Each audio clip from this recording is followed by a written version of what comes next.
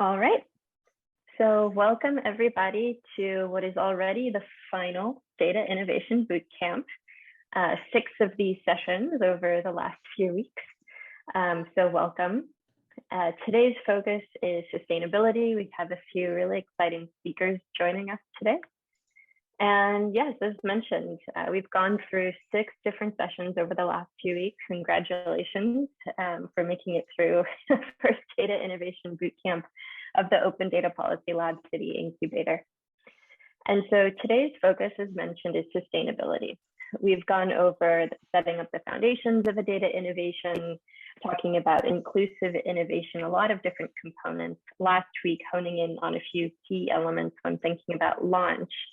And now we want to make sure that we touch on a few points around what comes after a pilot or a launch, thinking about setting up a data innovation for the long term. And so what we'll be covering today is Shaina Horowitz is here with us on the line and going to be covering evaluating your data innovation and telling your story, followed by Rudy Borman from the Open Government Partnership, driving culture change in municipal governments, because really a lot of the work that you're doing is setting a foundation for a bigger change within your institutions. And then Christina Drummond will be joining us in order to cover pilot level technology versus what is needed for the long term, how to make the assessment of what is needed for the sustainability of your data innovation. And then towards the end, if we have time, which is the goal today, we'll go over an exercise and also make sure we have time for a bit of a discussion at the end. We will have time for a question or two after each speaker. So please make sure that you jot down any questions you might have for our speakers joining us today. And so with that, it's my pleasure to introduce Shaina, a colleague, collaborator in this space and friend. She's the VP of Product and Programs at the Newlab in New York City, with previous experience at Bloomberg Associates and also working for the city of New York under the Bloomberg administration. And so Shaina, thank you so much for taking the time to join us. I'm going to stop sharing my screen now and let you take it from here. Sounds good. Thank you, Adrian, for having me.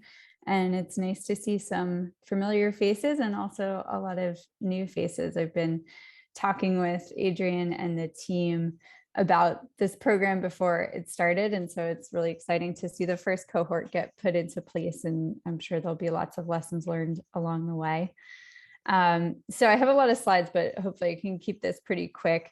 I thought the most maybe effective way to touch on some of these topics would be just to tell you a little bit more about Newlab and the work that we do and the kind of framework that we use in our programs, and then zoom in on one particular pilot that I've been working closely with a startup on for the last 6 months or so, and with that emphasis on like, how do you tell this story? And then how do you think about sustainability or kind of lessons learned from an initial pilot?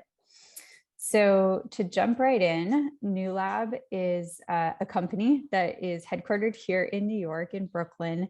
And our big picture mission is to apply transformative technology to things that matter. And things that matter really mean like complex challenges that cannot be solved by a single organization or single institution, but really require multidisciplinary collaboration, and where there's really a place for early stage ventures and entrepreneurship to make an impact. So as a business, we're set up to do 4 different things. I'm going to hone in on the innovation studios piece of our business. We also, I'll just mention briefly, have venture studios. We're actually building companies from the ground up inside of Newlab. Our membership speaks to the 200 or so companies that are part of our community. So we're connecting them with the resources they need to build their frontier technology business to the next level. And then we also make investments into companies. And kind of most excitingly, this last year, we've been able to connect the dots between an early stage investor network and the companies that we work with. So we don't have a fund ourselves, but when companies are raising capital, we're able to connect them directly with over 500 different investors that help close their rounds. So we've been able to deploy a couple million in capital using that. This is a picture of our space. I'm at home today, but gratefully have been able to be back in our space a lot lately. And it's just nice to, show it, because there is this history of the space that we occupy within the Brooklyn Navy Yard as having this really rich manufacturing history. And the founders of our company, I think, did a great job in kind of reimagining the space for the 21st century and really thinking about from the ground up, how do you design a space that facilitates and enables collaboration between different parties, and kind of can itself turn a building or an environment into a test bed that's welcoming of some of these pilots and collaborative activities. So just to kind of strip it back and think about, again, what does Newlab do? What's our kind of reason to be? At the end of the day, we help to build companies. So we're really focused on bringing founders together and kind of using our collective resources to power those entrepreneurs and help them to build those companies. And then the part where I spend most of my time is, how do we then pair those companies with leaders from corporations, from cities, and even countries to help solve pressing problems? So to apply technology in service of solving pressing problems.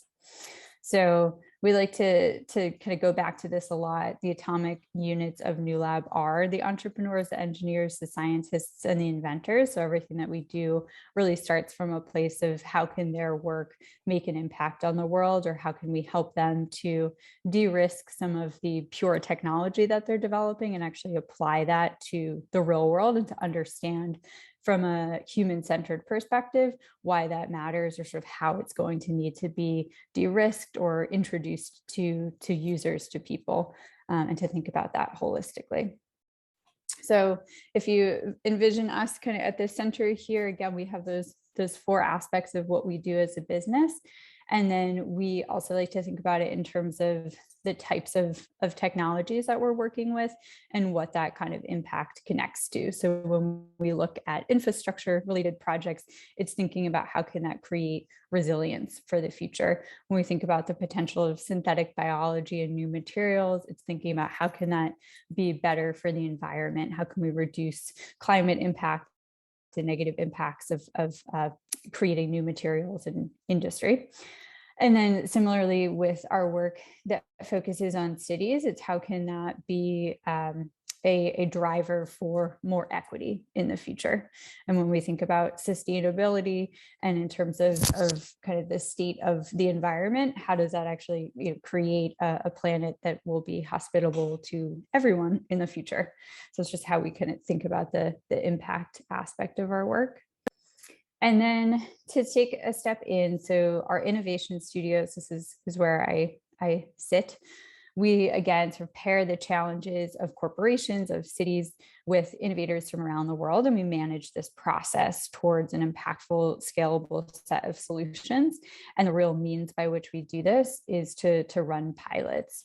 So I'll go into a little bit more detail of what that actually looks like. I think this is a hopefully pretty relatable kind of framework that could be applied in a lot of different contexts, in which you might see being relevant to some of the work that you're doing as well.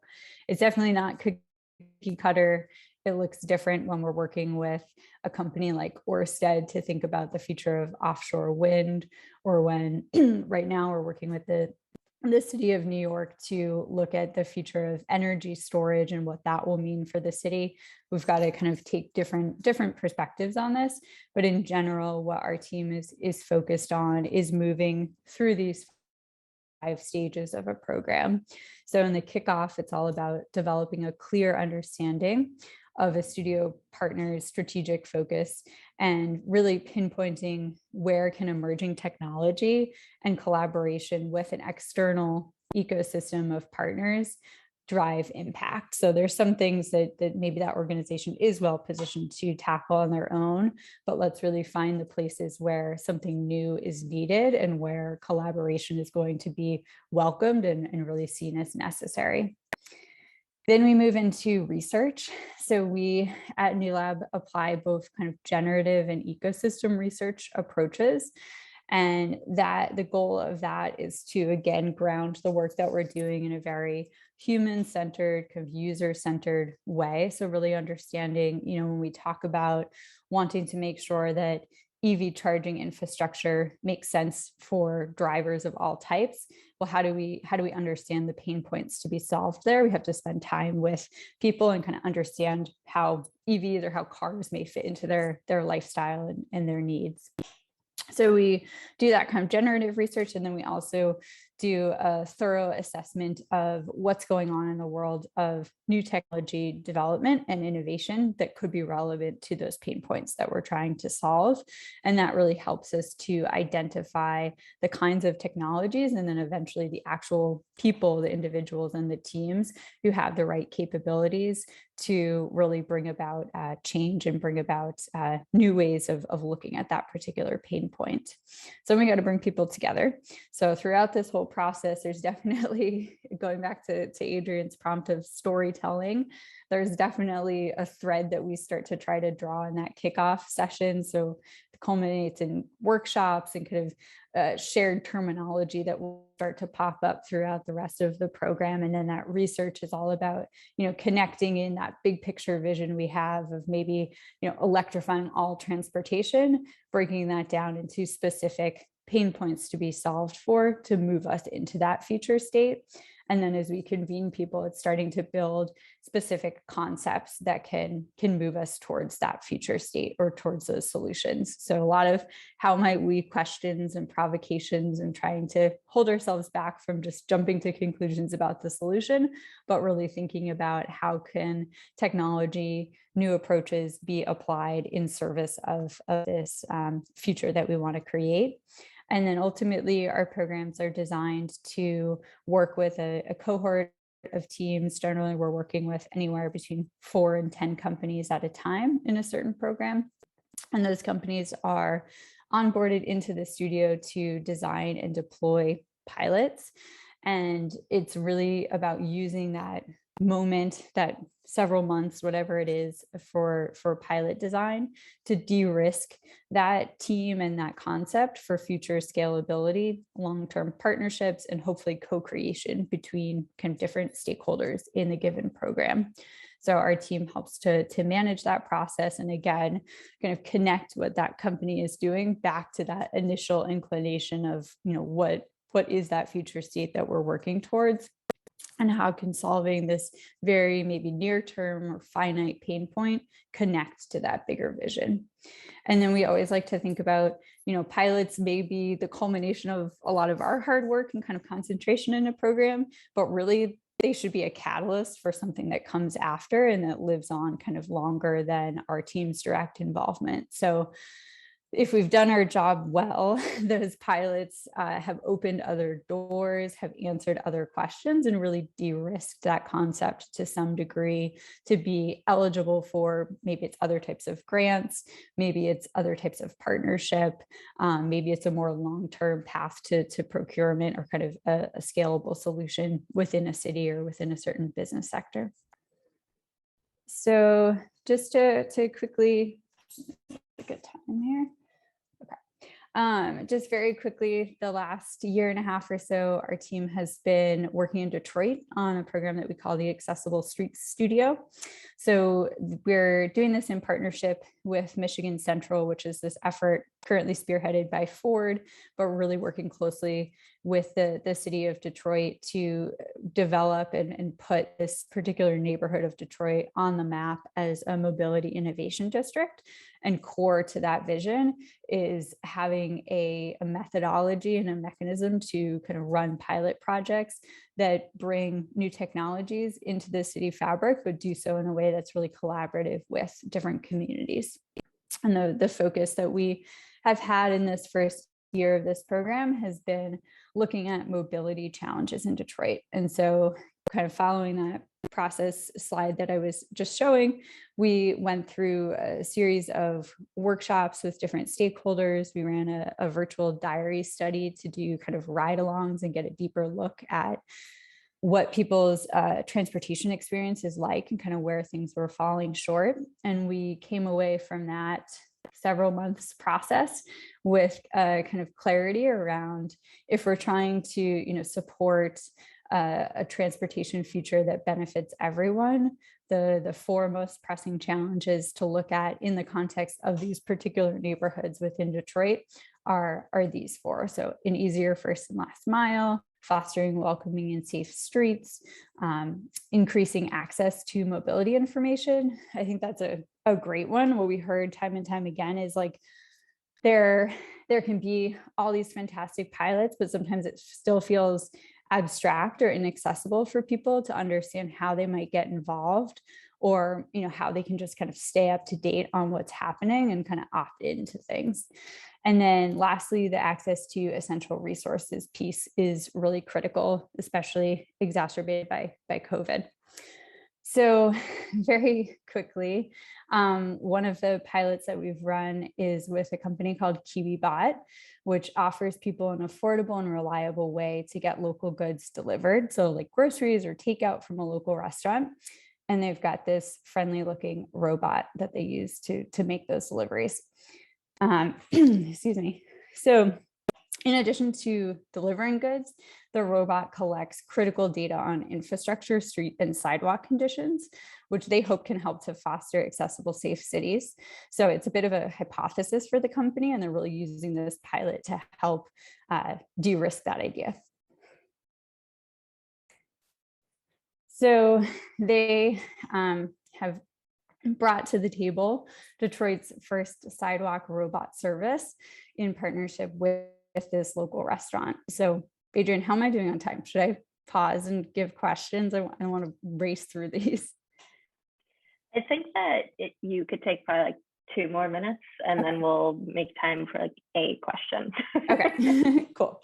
So the goals of the pilot, it has technical kind of merit for the company to do this, but then again, I think interesting to this group is this idea of how can that mapping data be shared with different city stakeholders to improve infrastructure maintenance and accessibility of the built environment. And then the last piece is also just building momentum for additional use case discovery and business model development as this kind of last mile delivery provider and data source for cities. So using that pilot to prove out something in the near term, but also to think about it as kind of this harbinger, or this thing that can push you further and can hopefully open you up to opportunities that may even be beyond the specific things that you set out to do. So looking ahead, this company has been operating this pilot now for several months, and they'll continue to do so over the next several months. And the things that we're really focused on helping them to do are continuing to gather feedback to improve service. So making sure we're really measuring what's it been like for people to interact for the very first time with a robot. What does that feel like? What are some of the barriers that may have come up? What are some of the things that may have surprised us about that?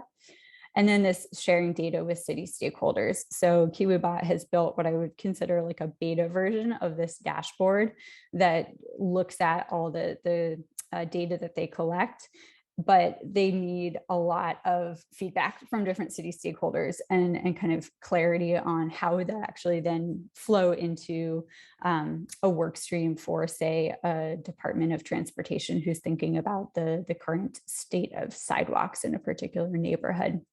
And then one other thing that's been surprising and really exciting has been actually thinking about this robot, which moves at a safe speed of just a couple miles an hour on sidewalks, as this proxy for pedestrians or for people who may be navigating the city in wheelchairs.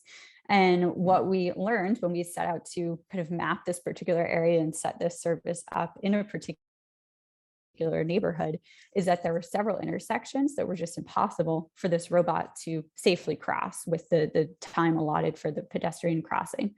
And so, great, we kind of learned that. We understand that's not viable for the routes we need to take for this pilot, but that's a critical learning to then share back with the city, because again, one thing to think about a robot being, in the public right of way, not necessarily safe, but a whole different thing when you're thinking about how do you foster safe and welcoming streets that don't just work for cars, but work for people who are traversing the city in all different modes. And then lastly, can't speak to this one enough, just bringing the pilot to life has opened up the conversation in a totally different way and made it tangible for people, which is so important. So what happened in the first few weeks of this company running this pilot, they were approached by a local physician in the area who said, oh, I have a lot of elderly patients. They live in housing right around here. Could this be a means to deliver them their prescriptions instead of needing them to come to the office to do that? And so that's a dream scenario to me, where the pilot is igniting conversation and other ideas that can be used to think about long-term viability or applicability to a specific city and its needs. And that's it. Take care. And it's my pleasure to introduce next Rudy Borman, who's going to be sharing driving data culture change in municipal governments. Rudi is the lead at Open Government Partnership Local, and formerly worked for both the Argentinian national government and Buenos Aires government. So Rudi, it's a real pleasure to have you here today. Thank you for the support you're providing the City Incubator program. And when you're ready, you're welcome to share your screen or simply pop up mute. And thanks again. Thank you, Adrian. Thank you, Andrew, and again for making the mistake of inviting me to this once again. And great to see everyone. Super happy to be here. I'm going to be very brief. Let me just share my screen.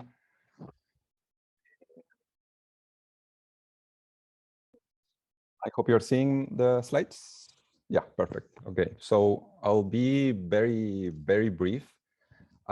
First, to tell you that much of the experience I had working at the city government of Buenos Aires in 2011, when we launched the initiative, happy to say that today much of the coronavirus data is being published in the same technology and the same platforms that we opened in 2011, which is a huge success in a country like Argentina, where continuity is always a challenge. And it's similarly at the national level, where I also had experience working in national infrastructures. So much of that experience at the national level, it's documented on this digital government review of Argentina that has every detail on a specific chapter on data if you want to read a little bit more. One thing I like to always say, and I'm using more and more this example, is to think, every time we think about open data initiatives, is thinking about architecture, right? When we work in government, when we work in different organizations, data, it's the thing that puts and connects the different places around here. And in every room, you have a different stakeholder that has specific rules for their data, that has maybe things that the data that has in their room, it's his own data. So when you are going to work on a strategy, I think it's always important to understand that this is going to be an holistic exercise, and open data can be an accelerator of basically mapping that architecture, identifying stakeholders, identifying technology issues. And sometimes this is not mentioned as an outcome, that I would say is one of the things that accelerates digital transformation. It's when you identify that architecture in your organization, when you meet the stakeholders. And open data does that in a very, I would say, agile way, because it's actually, you are sort of auditing your infrastructure, your human resources, the rules that you have in place. So it's a great, it's a great, I think, opportunity. And sometimes we don't tell that story very clearly, especially now that everyone is talking about digital transformation. So every time you hear that red flag, stop it and think a little bit about it. So as I was telling you, two experiences that I had, one in the city of Buenos Aires, which was an initiative that was one of the first one in Argentina, working at the city level. This is an image of Buenos Aires. Really amazing initiative. One of I would say the main learnings we got from working in open data here at the beginning, especially if you are kicking off an initiative, it's at the local level, it's easier to identify stakeholders that are going to be useful for you, either inside the government or outside the government. So this is something that is a big difference between the nationals and the locals, that at the local level, you can actually find allies in a fastest way to coordinate a strategy. So that's something that I think we saw more clearly at the local level when we started with the initiatives. This is Datos Gobar, which is the national catalog in Argentina that basically coordinates all the data at the national level from the different ministries. And basically what we saw on the change, and this was probably the learning from moving to local to national, that is at the national level, we had the possibility and the muscle to create broader solutions that could be used, for example, for stakeholders at the local level that were, for example, discussing what platform are we going to use to showcase this data. And that was the discussion. And we said, this cannot be the discussion. You have to focus on the problem and the data and the people. If you need technology, we can provide it. So it became basically the kickoff of Andino, which is an open source platform based on the technology called SICAN, which is open source. That is the one being used today in Argentina, in the different ministries, and in most of the local governments, either cities, provinces, and even justice and parliamentary initiatives, and show the capacity that the national level has in these initiatives to move it forward. 3 key areas that I definitely recommend if you do an initiative of open data. It's try to have these 3 areas on your as close as possible. Not always is possible. In Argentina, we got it in this way. Data management, open data, and data analysis. I think if you got these 3 connected, or even if these are different offices in your case at the local level, try to identify these areas, and if they don't exist, create the case for this to exist. When these 3 are together, you create a very, I will say, valuable process that will help you to tackle faster certain problems, to create better examples. And this is, sorry that this is in Spanish, but just to wrap up, one important component that also I think it's another lesson. It's this is basically the structure for the Academy of Design, which was a sort of learning lab in which we were helping with different areas that were requesting some sort of more technical support especially for digital, but not only technical. So we put together a space for people to find specific training on capacity building, and the 3 main areas, building knowledge, create community, and develop capacities. This is again very much covered on the OECD analysis, but we understood our role on being part of the culture change, and to do that culture change, that it takes a lot of time. It's important that if you also can bring training and capacity, you need to be part of that as well. In our case, at the national level, it was through partnership with the National School of Government that had the technology and the people, and we basically created the content. And yeah, I mean, the numbers were amazing in terms of capacity. I guess today, it's more with the coronavirus, this is accelerating everywhere, right? All the agencies, all the areas that needed to move faster into data management now see the importance of having this, not only as a technical thing, but open also as a philosophy of working in organizations that sometimes are very silo structure. I close with this. So change of culture takes time. But you need to understand that when you work in open data, you are part of a different way to understand information, in this case, in the public sector. and goes beyond the data. It's a culture change that takes time. It never happens fast. Find allies, identify problems, and bring the narrative to all. Everyone needs to be part. There cannot be one single open data champion that is, I mean, in our organizations, data is being produced by different areas. You need to bring everyone to the table, give them a space, give them visibility, and help them to create their own narrative. When we were in the city, basically we asked ministries to send us the information. When we went up to the national, what we did is create capacities in every ministry for every ministry to create their own open data narrative. And that became a way better exercise. Local brings a specificity. Definitely, this is something that at the national level, it's way harder. And this is where you can really identify very specific problems. And through that problem, stakeholders that can help you, needs that needs to be at the table. So the sort of ecosystem around open data at the local level is way more granular and easy to identify. Capacity building, as I was saying, super important. Create space for experimentation.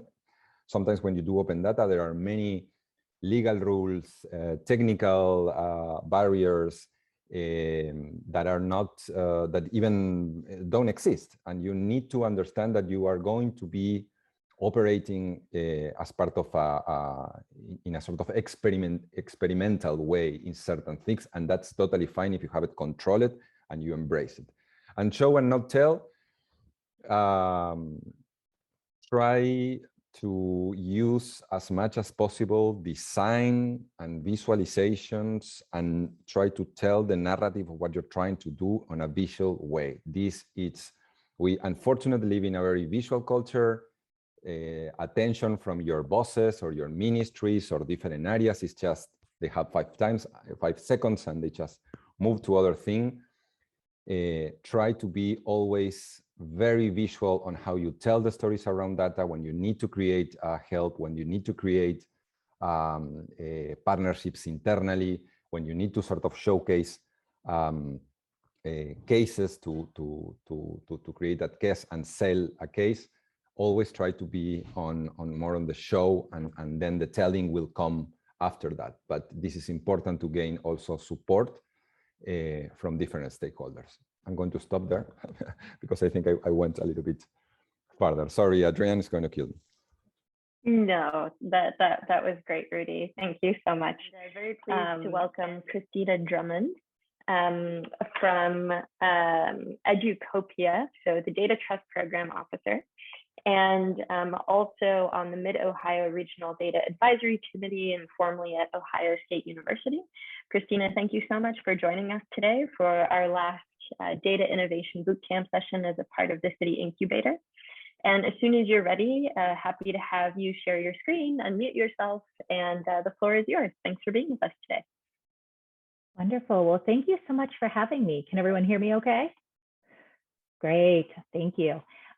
So I wasn't sure, I know I'm jumping in, so thank you so much for having me, and hopefully this will cover some topics that you haven't covered yet. You know, we're thinking about moving from pilot data innovations and projects that you might have, how to shift from that to long-term sustainability. And there's frankly a lot of ground to cover in that topic, and I have 10 minutes. So I'm going to try to cover some things, and then during Q&A, hopefully we can kind of go a little deeper or shift if you have questions about other pieces, because I'm not sure where I'm coming in based on the other speakers you've had. But that said, one of the things I just wanted to, take a big step back and, think about is where pilots originate. You all have gone through your pilots, and you have typically a sense of where the technology works and where it doesn't work, where some of the challenges are around data, be it the data flows or the data quality. You get to pilot what those outputs are and make sure there's actually demand and use for them. And, is it a report? Is it a service? And often our pilots allow us to assess what that demand and need is, and frankly, whether or not we can have the impact. And a lot of that depends on how much evaluation you've built in. Do you have a program evaluation that you've been running alongside your pilot or not? And depending on your answer to that, you may have a better sense or not of kind of, well, how would we put this out there at a larger scale, scaling it up and making it kind of sustainable and going from really that, what in the tech world, as you're coding, you'd think of it as development stage up to full scale production.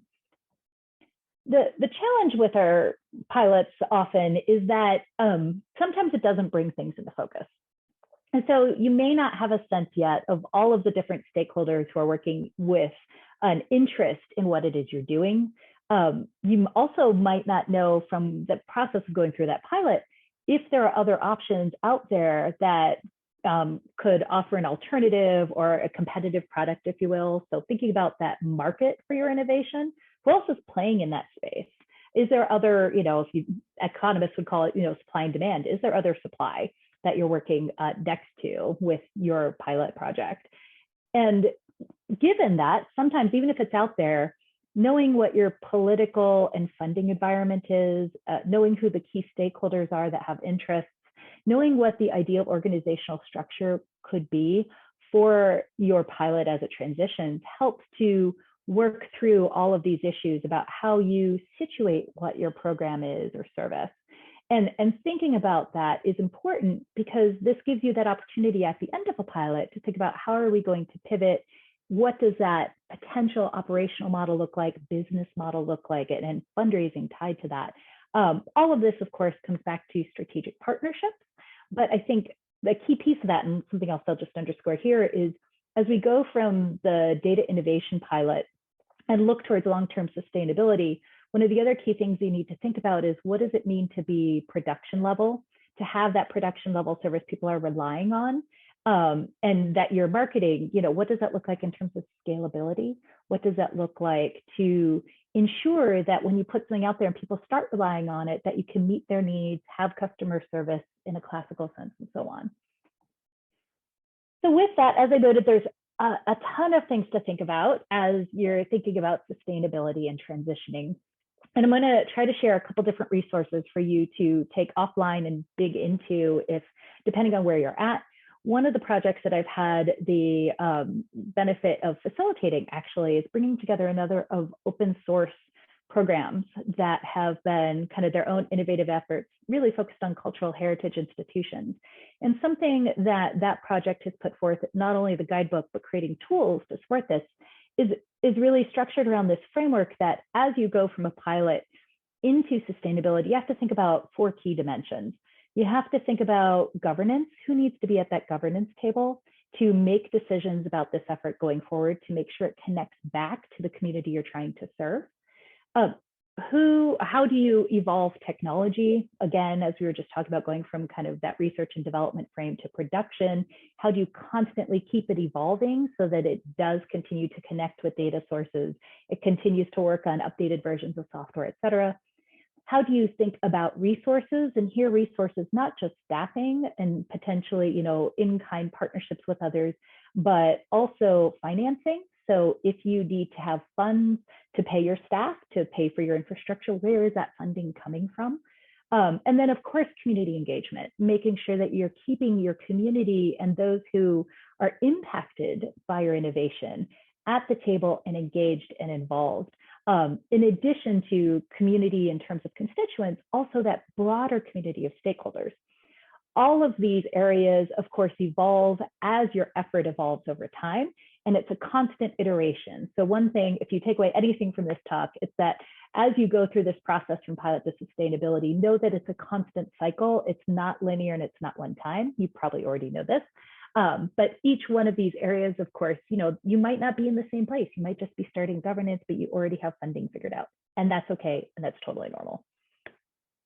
Another potential framework that I wanted to share, and this is actually for my own organization, is thinking about these same stages and how you kind of evolve sustainability across those dimensions of governance and community engagement and technology, but also thinking about that in terms of kind of how mature you are as an effort. If you're in that pilot stage, typically you're somewhere between formation and validation in this model, where you have this idea of you've tested it out, you've validated it, it works. But the next 2 stages are really what you start to go through as you think about sustainability. Acceleration, can we serve more people? Can we scale? Can we bring more people on board and have a greater impact? That's really what you start to think about in that third stage. And transition, I think, is very important because often when we pilot these efforts, they are done within our agencies, they're done within university. And at some point, once you have a mission, a vision, perhaps your own revenue streams coming in, there's a point of transition where you have to look at, well, where can this live long term? Does it fit within the mandate of my organization? Or does it need to spin out and become its own nonprofit or hosted program somewhere else? And so part of this process is thinking through where you are in these stages and what you have to do if you want to move on to the next. A key part of all of that, though, is making sure that you have people with you on this journey. Often with our pilot teams, you have a handful of folks who really closely are have kind of in-depth knowledge about your pilot. They have that in-depth knowledge of the impact you're trying to achieve and what you've tested. And the challenge here is that, sometimes our pilots come from for data innovation. It could be driven by the data or the technology. We have something, we found a really nice application for it. Let's see where that can go. It could also be driven by need or impact, where you have perhaps a number of like organizations coming together to solve that collective impact driven need. And so depending on where you go, you may have more or less people on this journey with you. And one of the key things to do as you're thinking about sustainability is to map out and understand who these individuals are that are coming with you on your journey, and perhaps who isn't with you yet. Who do you need to reach out to? Who do you need to inform about what you're doing? Who do you need to consult to make sure that they have questions answered, or you can perhaps bring them along for the journey? And who do you need to engage so that they can walk with you side by side to make sure that their systems are in sync, that their communities are also engaged and informed? And so understanding what that lay of the land looks like in terms of stakeholders can be really helpful, and thinking through those strategies for the different types of stakeholders is key. Again, the objective of all of this is to not only raise awareness, but to build that sense of community and to have that strategic engagement there, so that when you're looking at fundraising, when you're looking at revenue models, when you're looking at community engagement, you don't have to do it alone. You can do it in partnership with all of these other players. One thing I always like to note, and for those of you who are working in government agencies, I was going to say politics is never far away. And I think it's important to always keep in mind the motivations of these different players. They may not be aligned with you, and that is okay. I think if you're cognizant of it, you can think about the appropriate strategy. Is it information? Is it collaboration? What does that look like? And so just being mindful of not only who the stakeholders are, but what their motivations are with respect to your pilot can help with some of the assessment as you look forward to how you want to engage in that next phase. There are a number of tools out there to help with this, what you could call landscape modeling or ecosystem mapping. And I think for those who are working in data innovation, this is really helpful because there's a number of ways we can think about who those stakeholders need to be. We can think about it in a regional frame with the leading organizations that are around us, much as you would with an environmental scan or a landscape scan. But the other thing that can be really helpful if we think of data ecosystems is thinking about the role those organizations play with respect to your data innovation. Are they providing data? Are they relying on your data output? Are they contributing a service that is critical to the operation of your data innovation? All of these players, of course, have an impact on what it is you can do. And so understanding who those organizations are and how you connect to them is really important. And I share here a couple of links from the Open Data Institute that has some wonderful tools and examples about how to go through not only that landscape mapping, but also ecosystem mapping. I wanted to give you a quick example. This is from my world.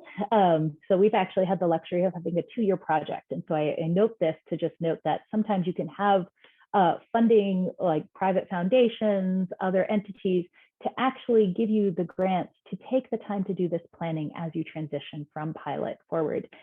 We actually had a 2-year grant that was 1.2 million to actually go through this process and document the ecosystem, test some of the infrastructure, hire a lawyer to help us with a legal analysis and think through some of those business model canvases to help us say, okay, well, what's next? And the reason why I think this is such a critical piece, and using this as an example, we're looking at building a data trust to ensure data sovereignty and adopt something called an international data spaces model that's coming out of Europe in the Gaia X projects. We learned with all of this research that while we were piloting dashboard services, we actually had to pull those two apart. So we had data brokerage in a trusted fashion, separate from any analytics and dashboards. We wouldn't have known that. We wouldn't have had clarity around the difference and distinction in mission, vision, stakeholders, unless we took the time to go through this process. So I just want to footnote that it's okay to take that time and to seek support to go through this planning, because I think it's critical as you try to figure out who you are and what it is you're doing with that long-term sustainability in mind. I wanted to give you a quick example. As I noted, we split.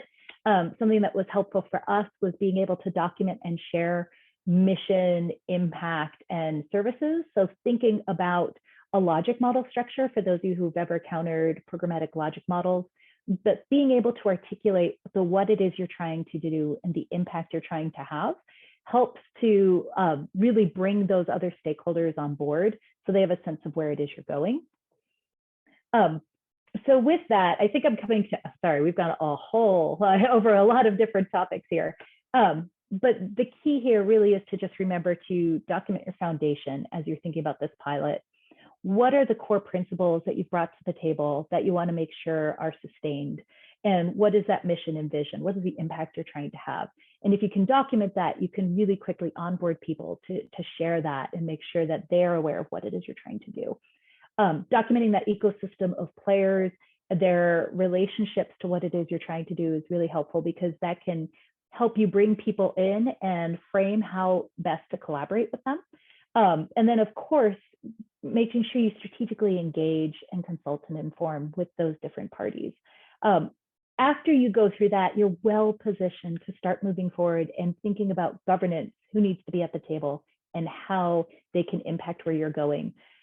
Engagement, how do you bring people in and engage them, whether it's community consultations, strategic partnerships, or networks, and what these financial models are that reflect the reality of what's going on in your data ecosystem and how your innovation fits. All of those kind of follow this first set of steps.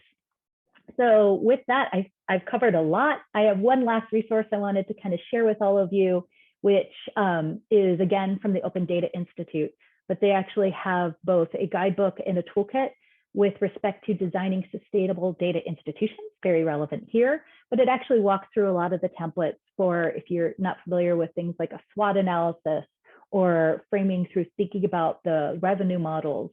This helps you kind of go through a lot of the steps we've been talking about here on, what is it you need to do and how do you facilitate those conversations with your stakeholders.